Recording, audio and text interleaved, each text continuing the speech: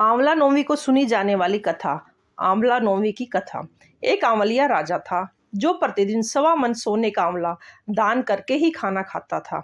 एक दिन उसके बेटे बहू ने सोचा, अगर इतना आंवला रोज दान करेंगे तो हमारा सारा धन खत्म हो जाएगा। बेटा बाप से कहने लगा कि ऐसे करो कि ऐसे तो तुम सारा धन ही लुटवा दोगे।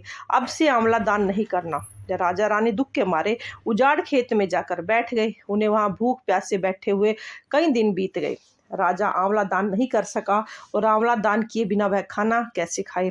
जब भगवान ने सोचा कि यदि मैं इसका सत्य नहीं रखूंगा तो दुनिया में कोई मुझको नहीं मानेगा। भगवान ने राजा में को सपने में कहा कि तू उठ और देख, तेरे पहले के जैसे ही ठाट बाट हो गया है। आंवले का वृक्ष उग गया है। उठकर आंवला दान करो और जीमो। राजा रानी ने उठकर देखा तो पहले जैसा ही राजपाट और सोने का आंवला हो रहा था।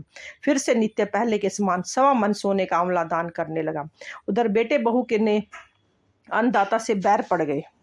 आसपास के लोग कहने लगे कि वन में एक आंवलिया राजा रहता है, उसके पास चले आओ, वह तुम्हारा दुख दूर कर देंगे। वे लोग वहां पहुंचे तो रानी ने ऊपर से देख लिया। उसने अपने आदमी से कहा कि इनको काम पर रख लो, इसमें काम तो कम कराओ और मजदूरी ज्यादा देना। एक दिन रानी ने अपनी बहू को बुलाकर कहा कि मेरा सर धो दे। बहू सर धोने लगी तो बहू की आंखों में से आंसू निकलकर रानी की पीठ पर गिर गया। रानी ने पूछा कि बहू तू रोने कैसे लगी, जैसी बात है बता। बहू बोली कि मेरी सास की पीठ पर भी ऐसा ही मस्सा था, वह भी 1.25 मन आंवला रोजाना दान करती थी। हमने उन्हें आंवला दान करना नहीं दिया और घर से निकाल दिया। तब सास बोली कि हम ही तुम्हारे सास ससुर हैं, तुमने तो हमें निकाल दिया लेकिन भगवान ने हमारा सत रखा है। हे भगवान, जैसे राजा रानी का सत रखा वैसे सबका रखना।